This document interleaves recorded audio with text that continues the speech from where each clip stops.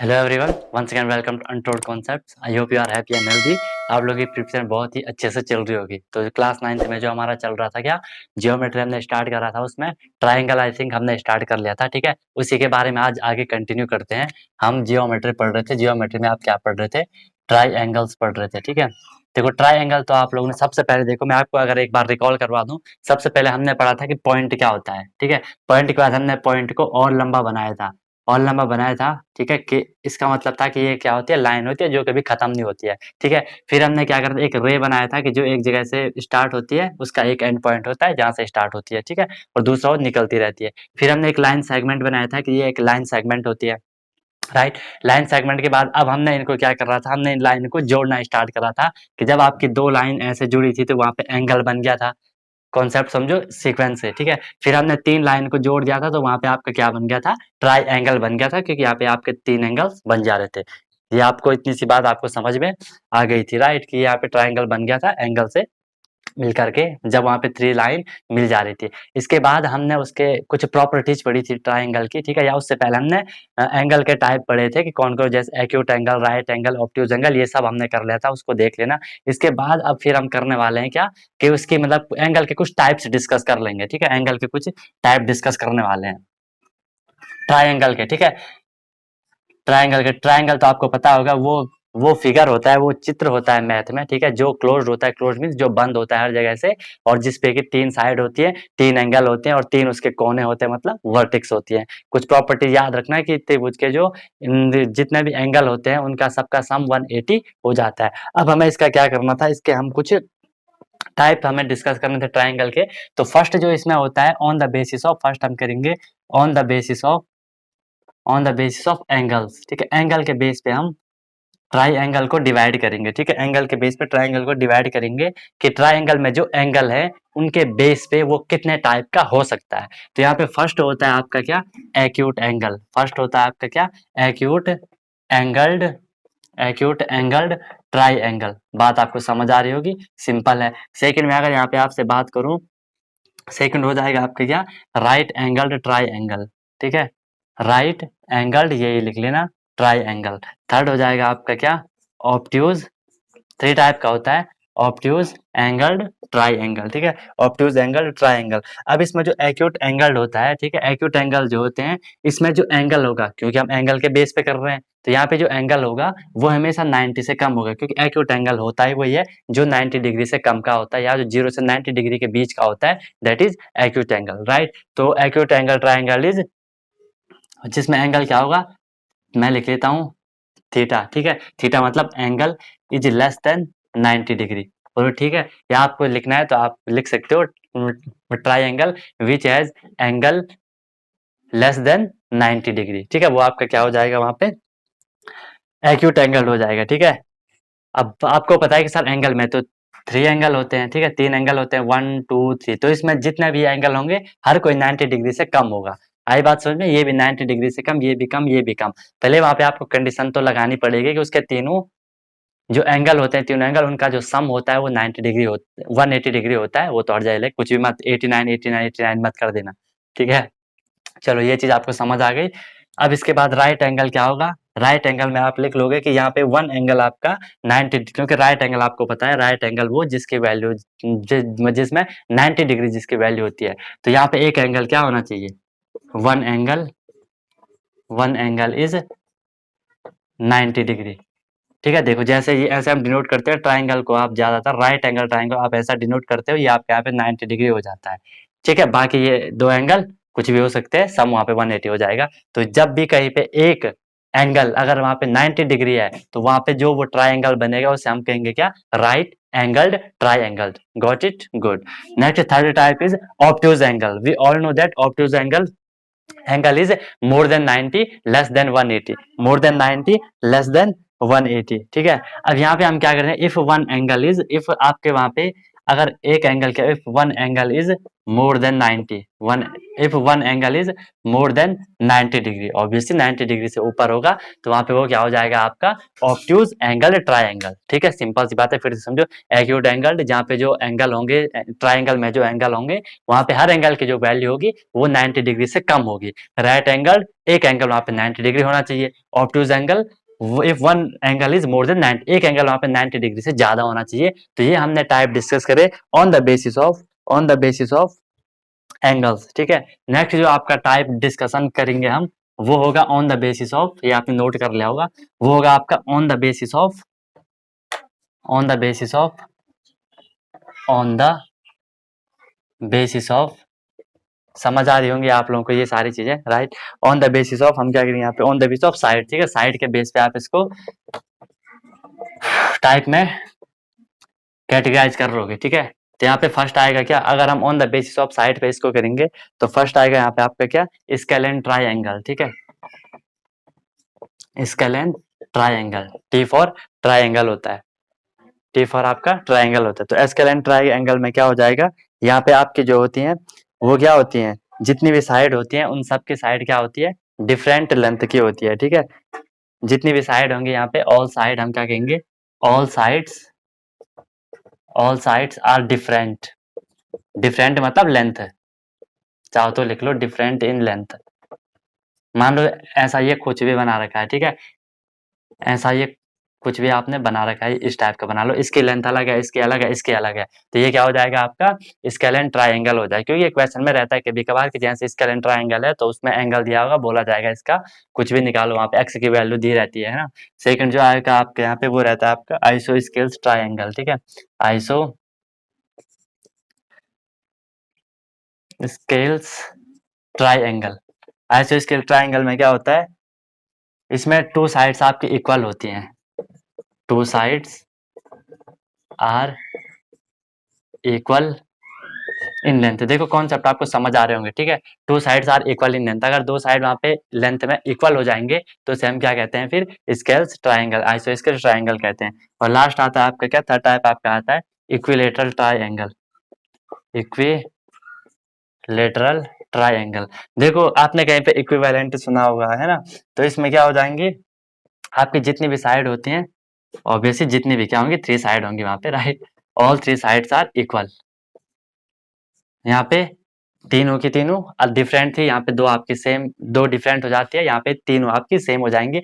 अब एक चीज आपको समझनी पड़ेगी यहाँ पे, जब यहाँ पे तीनों की जो लेंथ है वो सेम हो जाएगी तो वहां पे जो एंगल भी बनने वाला है वो भी सेम होंगे। तो यहाँ पे जो एंगल होगा सेम क्या हो सकते हैं, सेम होंगे, सही बोल रहे हो, 60 degree 60 degree 60 degree, because we all know that sum of all angles of triangle is equal to always 180 degree, right.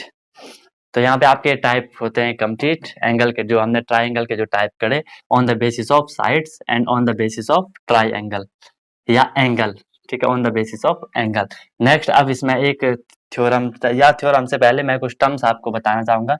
कुछ टर्म्स आते हैं इसमें जो कि ट्राइंगल से रिलेटेड होते हैं। कुछ टर्म्स जैसे अगर मैंने ये ट्राइंगल बनाया यहाँ पे, ये कोई भी एक ट्राइंगल मान लो ए बी सी, ये ट्राइंगल है आपका ए, या मैं थोड़ी और बड़ा बनाता हूँ, अपनी कला का बेहतरीन प्रदर्शन करने वाला हूँ मैं। ठीक है, अपनी कला का बेहतरीन प्रदर्शन करना है सबको, पेन चलाओ, ठीक है, नोटबुक में, राइट। तो I have triangle A B C. अब यहाँ पे हमने बोला कि अगर मैं इसकी, देखो ये एक वर्टिक्स है, टू वर्टिक्स, ये जो तीन कोने होते हैं, यहाँ से अगर मैं इसके अपोजिट साइड पे एक परपेंडिकुलर डाल दूं, ये देखो अपोजिट साइड परपेंडिकुलर डाल दूं, ठीक है, तो इसे हम नाम देते हैं, इसे आप नाम दे देते हो क्या, इसे आप मीडियन नाम दे देते हो। ठीक है, इसे आप कहोगे क्या, मीडियन। ठीक है, इसे आप क्या कहोगे, मीडियन कहोगे। चाहो तो आप लिख सकते हो line from vertex to opposite side. समझ में आपको चीजें आ रही होंगी, टू अपोजिट साइड बहुत सिंपल है। ठीक है, ये वर्टेक्स, अब इसका अपोजिट साइड क्या होगी, डेफिनेटली ये हो जाएगी। ठीक है, इसके अपोजिट साइड क्या हो जाएगी, डेफिनेटली ये हो जाएगी, राइट। अब देखो इसे अगर मैं नाम दे दूं ए बी सी, से नाम दे दो डी ई एफ, और यहाँ पे इसको नाम देता हूं मैं अगर जी, जी क्या होगा, ये सेंटर। ठीक है, तो ए और डी क्या है, एक मीडियन है, ए और डी आपका क्या है, एक मीडियन है। फिर क्या है, बी और ई आपका एक मीडियन है, बी एंड ई आपका एक मीडियन है। नेक्स्ट क्या है, सी एफ आपका एक मीडियन है। बोलो क्लियर है, ए डी, ठीक है, ये आपके मीडियन हो जाएंगे, ए डी बी हो जाएगा ये, ठीक है, बी एफ लिखा हमने, बी हो जाएगा, बी और ई, और यहाँ से सी और एफ, ठीक है। मतलब आपको सिर्फ देखना है वर्टिक्स से अपोजिट साइड पे जो भी होता है वहाँ पे क्या, वर्टिक्स से अपोजिट साइड पे जो भी आपका वहाँ पे लाइन बन जाती है, ठीक है। जो ये बीच में होता है जी, जी को हम क्या कहते हैं, इसे आप कहते हो सेंट्रोइड। सेंट्रोइड मतलब जहाँ पे ये सब क्या करती हैं, एक दूसरे को काट देती हैं, ठीक है, जहाँ पे ये मिल जाती है एक दूसरे के साथ, उसे आप कहते हो सेंट्रोइड, ठीक है। अब यहाँ पे एक चीज आपको और समझनी है बिल्कुल ध्यान से, कि यहाँ से एक आपको चीज दिख रही होगी कि अगर मैं ए और जी लिखूं, ठीक है, ए जी, ठीक है, अगर मैं क्या लिखूं, या इसे आप ऐसा लिख सकते हो, जो भी ये मीडियन होता है ना, मीडियन स्प्लिट, क्योंकि ये टूट रहा है, ठीक है, median split in the ratio, जो वहाँ पे रेशियो बनता है वो बनता है आपका 2:1। बोलो बात समझ आई कि नहीं आई, 2:1, ठीक है। या अगर मैं इसे 1:2 लिखूं, 1:2 फ्रॉम बेस, फ्रॉम बेस, देखो वर्टिक्स से यहाँ पे लगा तो ये बेस हो गया, यहाँ पे इसके लिए ये बेस है, इसके लिए ये बेस है, इसके लिए ये बेस है, ठीक है। तो हमने क्या बोला, मीडियन, ये आपका ए और डी मीडियन था, स्प्लिट इन द रेशियो, ये किस रेशियो में स्प्लिट हो जाता है, यहाँ पे 1:2 के रेशियो में यहाँ पे ये स्प्लिट हो जाता है, ठीक है। अब देखो क्या होता है, अगर मैं ए और डी का लिखूं तो ए और जी स्प्लिट करो, इसको तोड़ दो, मीडियन को तोड़ दो, ए जी, ठीक है, रेशियो की बात हो रही तो अपॉन में आएगा क्या, जी डी। बोलो क्लियर है, ये आपको पता है कि ये हमेशा इक्वल होगा किसका, बी जी के, पी जी और जी ई कर लो, पर पहले हमें बेस लिखना है ना, पहले हमें बेस लिखना है कि वो लिखना है, चलो कोई भी लिख लो, ये हो जाएगा आपका जी, राइट। नेक्स्ट हो जाएगा आपका यहाँ पे क्या, सी जी, सी जी अपॉन ये हो जाएगा आपका लास्ट में क्या, जी एफ। अरे अरे अरे अरे, बढ़िया है, ठीक है। A G upon G D is equal to B G upon G is equal to C G upon G F, right. इसके बाद नेक्स्ट यहाँ पे अब आपको इसको क्या लिखना है, मैंने बोला कि जो ये मीडियन होता है ये दो स्प्लिट हो रहा है ना, यहाँ पे देखो एक पार्ट ये होगा, एक पार्ट ये हो गया, जो ये बेस वाला पार्ट है इसके लिए बेस हो जाएगा ये पार्ट है, ये होगा 1, तो हम इसे क्या लिखेंगे, क्योंकि ए जी बी जी सी जी, देखो ए जी ये वाली लाइन बड़ी है, बी जी ये वाली लाइन बड़ी है, सी जी ये वाली लाइन बड़ी है, तो मैं इसे लिखूंगा 2, क्योंकि 1:2 में टूट रहा है, बेस वाली साइड जी एफ वगैरह की साइड, ठीक है, वो क्या हो जाएगा 1, और 1/2 को अगर आप सॉल्व करोगे, 2 अगर सॉल्व करोगे आपको क्या मिलने वाला है, 2 मिलने वाला है, तो इसकी वैल्यू आएगी यहाँ पे क्या, 2। ऐसे आप इसे इसे प्रॉपर्टी समझ सकते हो, ठीक है। अब यहाँ पे आपको एक चीज समझनी है कि इसे हम मिड पॉइंट कहेंगे, एफ को ए और बी का मिड पॉइंट, ई को ए और सी का मिड पॉइंट, बी और सी को डी को बी और सी का मिड पॉइंट, क्योंकि ये बीच में पॉइंट है ना, मतलब वहां पे जहाँ पे वो लाइन टच हो जा रही है, ठीक है। ठीक है, वेरी गुड, इतनी बात आपको समझ आ गई। इसके बाद एक टर्म और यहाँ पे आता है, एक टर्म दूसरा आएगा यहाँ पे क्या, जिसे हम क्या कहते हैं, एल्टीट्यूड कहते हैं, या परपेंडिकुलर व्यू से कहीं पे जनरली लिखा रहता है एल्टीट्यूड और परपेंडिकुलर, एल्टीट्यूड, ठीक है।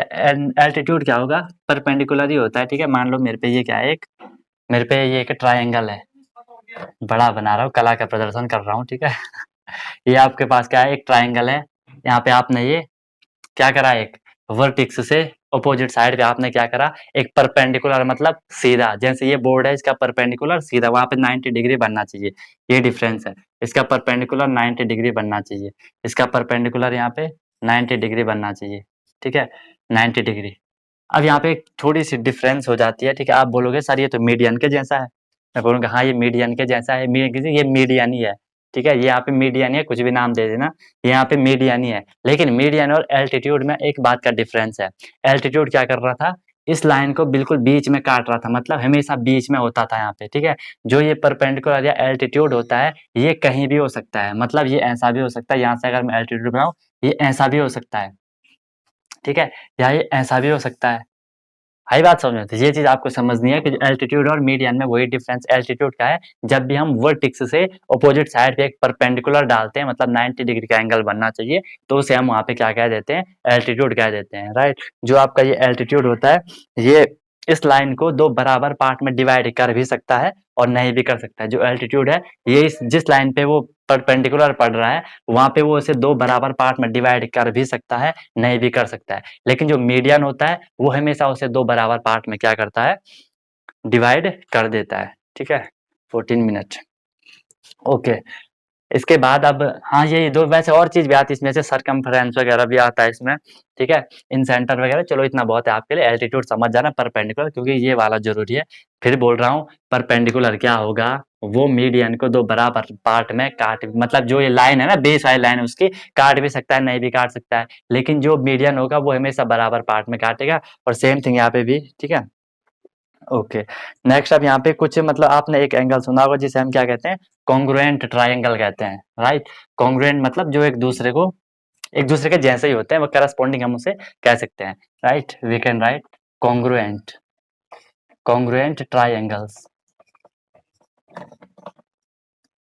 कॉन्ग्रुएंट मतलब होता है जो एक जैसे होते हैं, सेम होते हैं, ठीक है। सिंपल आप लिखोगे, मान लो हम पे दो एंगल है, मेरे पे दो ट्रायंगल, एंगल बोल रहा हूँ मैं बार बार, मेरे पे दो ट्रायंगल है, अगर वो एक दूसरे के जैसे हैं, ठीक है, उसे हम एक वर्ड यहाँ पे दे सकते हैं, if two triangles, if two triangles are superimpose, superimpose एक वर्ड होता है यहाँ पे, सुपर इम्पोज। सुपर इम्पोज मतलब होता है एक दूसरे को ढक देना, ठीक है। मान लो मेरे पे एक ये ट्रायंगल है और एक ये ट्रायंगल है, ये दोनों ट्रायंगल सेम है ना, बोलो, एक दूसरे को ढक देंगे। या मान लो ये मेरा एक हाथ है, ठीक है, नहीं मेरे दो हाथ है, एक हाथ है और ये हाथ को मैंने ऐसे ढक दिया, तो ये इसको पूरा ढक रहा है ना, आपको पीछे वाला हाथ दिख रहा है, नहीं दिख रहा होगा, तो इसे हम क्या कहते हैं, सुपर इम्पोज होना। जो एक दूसरे को ढक देता है उसे हम क्या कहते हैं, कॉन्ग्रुएंट ट्रायंगल कह देते हैं, राइट। इतनी बात आपको समझ में आ चुकी होगी, ठीक है। सुपर इम्पोज होना चाहिए, या इन्हें हम फिर आइडेंटिकल भी कहते हैं, कहीं पे बुक में आपको आइडेंटिकल भी लिखा हुआ होगा। अगर मेरे पे मान लो एक एंगल ऐसा है, देखो ध्यान से, एक एंगल ये आपके पास ए बी सी, ए बी सी, और एक एंगल ये आपके पास क्या, एक एंगल ये आपके पास पी क्यू आर, ठीक है। तो हम इसे लिखते हैं क्या, A B C congruent P Q R. ये दिख रहा है ना, थोड़ी छोटा बड़ा बन गया होगा, उससे ज्यादा वो मत करना, दोनों एंगल सेम है वहां पे, ठीक है। अब इस पे हमारे चार केस बन जाते हैं, ठीक है, इस पे हमारे चार केस बनते हैं, ठीक है। चार केस क्या क्या बनेंगे इस पे, कॉन्ग्रुएंट एंगल पे वो चार तरीके से सेम हो सकता है। फर्स्ट केस की अगर हम यहाँ पे बात करें तो फर्स्ट केस होगा यहाँ पे, जिसे लिखा जाता है S S S S S, मतलब आपको पता है साइड साइड साइड, ठीक है, साइड साइड साइड। अगर वहां पे तीनों साइड क्या होंगी, ठीक है, अगर वहां पे तीनों साइड क्या होंगी, एक दूसरे के इक्वल होंगी, ठीक है। अगर वहां पे सभी साइड क्या है, एक दूसरे के इक्वल है, सेम है, तो हम उसे क्या कहेंगे, side side side congruent triangle, ठीक है। All side equals to each other, एक दूसरे के, ठीक है, ईच अदर। मान लो ये जो अभी मैंने एंगल बनाया था, अगर ये एक एंगल है, ये दो एंगल है, तो यहाँ पे ये क्या हो जाएगा, side side side congruent triangle हो जाएगा, जो कि ये बिल्कुल एक दूसरे को सुपर इम्पोज कर रहे हैं, ठीक है। जो इससे पहले था वही सेम चीज है यहाँ पे। सेकंड केस अब यहाँ पे आता है आपका साइड एंगल साइड, ठीक है।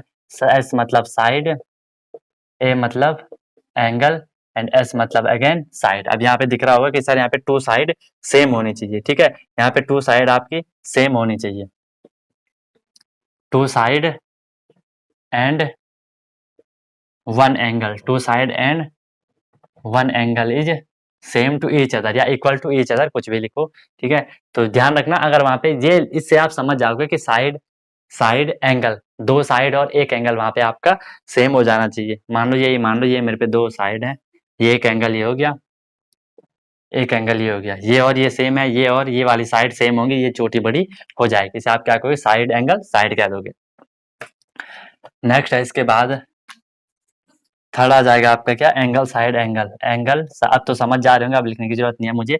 Angle side angle, two angle क्या होंगे, टू एंगल्स वहां पे क्या हो जाएंगे, equal to each other and one side, ठीक है। Two angle and one side, समझ रहे हो ना, कॉन्ग्रुएंट सिंपल है, एक चीज एक बार बता दिया, ठीक है। Two angle and one side, और लास्ट आता है इसमें फोर क्या, आर एच एस, ठीक है। आर मतलब होता है राइट एंगल, इसे समझना जरा, आर मतलब होता है आपका राइट एंगल, एच मतलब होता है आपका हाइपोटेनस, हाइपोटेनस, एंड एस मतलब होता है आपका साइड, ठीक है। अगर वहां पे एक एंगल ऐसा है, एक एंगल अगर वहां पे ऐसा है, मान लो ये दिख रहा होगा आपको, ये आपका राइट एंगल है, हाँ सर बोलोगे राइट एंगल है क्योंकि ये यहाँ पे राइट एंगल बन रहा है। और अगर ये एक मेरे पे ये है राइट एंगल, तो ये और ये आपको दिख रहे हैं सेम है, ठीक है, राइट एंगल है यहाँ पे, ठीक है। और जो साइड है, एक साइड इसको मान लो, कोई भी एक साइड मान लो, वहां पे वो हमेशा क्या होगी, वो साइड आपके यहाँ पे क्या हो जाएगी, इक्वल हो जाएगी, और किसके, जो वहां पे दूसरा ट्रायंगल होगा उसके इक्वल होना है उसको, चाहे नाम दे दो, ए बी सी दे दो, पी क्यू आर दे दो, इसे आप लिख लोगे A B C congruent triangle P Q R. ठीक है, तो फर्स्ट पढ़ाने में क्या, side side side, second is side angle side, third is angle side angle, and last is right angled hypotenuse side. अच्छा, एक थ्योरम आती है यहाँ पे क्या, जिसे हम क्या कहते हैं, पाइथागोरियन थ्योरम कह देते हैं। ठीक है, या पाइथागोरस थ्योरम हम जिसे कहते हैं, वो भी करेंगे डिस्कस। अभी कर लें, चलो अभी कर लो उसको भी डिस्कस, पहले उस पर बाद में क्वेश्चन करेंगे। ठीक है, पाइथागोरस भी कर लो डिस्कस। पाइथा, या चलो इसको बाद में कर लेंगे, बाद में नहीं, अभी कर लेते हैं। ठीक है, ट्राइंगल फिर कंप्लीट हो जाएगा।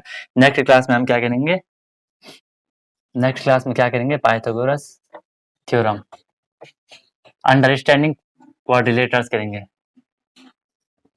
थ्योरम। ठीक है, पाइथागोरस थ्योरम। अब देखो, पाइथागोरस थ्योरम तो वैसे आप लोगों ने सुनी भी होगी, क्या होती है पाइथागोरस थ्योरम। ठीक है, इसमें लिख लो, इसको लिखना जरूरी है। In a right angled triangle, in a right angled triangle, एक मेरे पे राइट एंगल्ड ट्राइंगल है। ठीक है, द स्क्वायर, इस लाइन को लिखना है बिल्कुल अच्छे से समझो। The square of hypotenuse, hypotenuse जिसको पता नहीं अभी बता रहा हूँ, the square of hypotenuse equals to, ये हर किसी राइट एंगल के लिए होगा। ठीक है, equals to sum of the, equals to sum of the square of, sum of the square of, sum of the square of base and perpendicular, base and perpendicular. क्या समझे इससे, in right angle triangle the square of hypotenuse equals to sum of the square of base and perpendicular. आपको पता है right angle triangle होता है आपका ये ऐसा, राइट एंगल ट्राइंगल, ये आपका राइट एंगल है। अगर आप इसे नाम दे रहे हो ए बी सी, ठीक है, तो इसको हम कहते हैं परपेंडिकुलर, इसको हम कहते हैं हाइपोटेनस, इसे आप क्या कहते हो, हाइपोटेनस कहते हो। और जो ये नीचे होता है बेस कहते हो, और ये होता है इसे आप परपेंडिकुलर कहते हो। ठीक है, परपेंडिकुलर कहते हो। अब यहाँ पे ये थ्योरम क्या कहती है कि जो आपका हाइपोटेनस है, हाइपोटेनस है यहाँ पे ए और सी को मैं मान सकता हूँ, या अगर यहाँ पे कोई भी सिंबल होगा आप उसे लिख लोगे। अगर मैं यहाँ पे लिख रहा हूँ ए सी, हाइपोटेनस है ए सी स्क्वायर इज इक्वल टू, ये सम होगा किसके, बेस, बेस क्या है यहाँ पे B C, B C square plus perpendicular क्या है यहाँ पे ए बी स्क्वायर। आप इसे ऐसा कर दोगे, ये आपकी थ्योरम बन जाती है, क्वेश्चन भी आता है इस पे। ये और ये आपको दिए रहते हैं, ये आपको निकालना होता है, राइट। या अगर यहाँ पे आपको ये दिया हो, यहाँ पे मान लो x है, यहाँ पे y है, यहाँ पे z है, तो आप इसे क्या लिख लोगे, x square is equal to y square plus z square, अगर यहाँ पे कोई वैल्यू होगी तो, राइट। तो ये था हमारा पूरा ट्राइंगल का। आई होप आप लोगों को ये चीजें समझ आ रही होंगी। तबीयत थोड़ी ठीक नहीं है, मतलब जो कामों का मैंने बोला था ना कि मैं बारिश में भीग गया था, ठीक है, जो तुम गाने वाने गा रहे थे ना। चलो, तो यहाँ पे ट्राइंगल ऑलमोस्ट कंप्लीट हो गया, कॉन्सेप्ट हमने समझ लिए पूरे। क्वेश्चन हमारी सीरीज चली रही है, कोई भी डाउट कोई भी सेशन होगा feel free to ask me, right. And next class में क्वाड्रिलेटर हम स्टार्ट कर लेंगे, उसी में जो रोम्बस वगैरह पता नहीं क्या क्या बस ट्रक वगैरह आ जाते हैं, उनको हम डिस्कस कर लेंगे। कुछ बच्चे बोले थे कि कब स्टार्ट होगा, कब स्टार्ट होगा, हो जाएगा, सीक्वेंस से हम चल रहे हैं, जितना हो सके कर ले, ठीक है। और खुद से पढ़ना स्टार्ट कर दो, ठीक है। मैं ये नहीं बोल रहा हूँ कि मेरे पे डिपेंड रहो, मैं तो आपको बता रहा हूँ, सब चीज बता रहा हूँ, लेकिन फिर भी अपने हिसाब से भी, अपने स्तर पे भी, अपने लेवल पे भी पढ़ाई कर लो, राइट। मिलते हैं नेक्स्ट वीडियो में नए कॉन्सेप्ट के साथ, सीखते रहिए अनटोल्ड कॉन्सेप्ट के साथ। Wish you all the very best, be happy.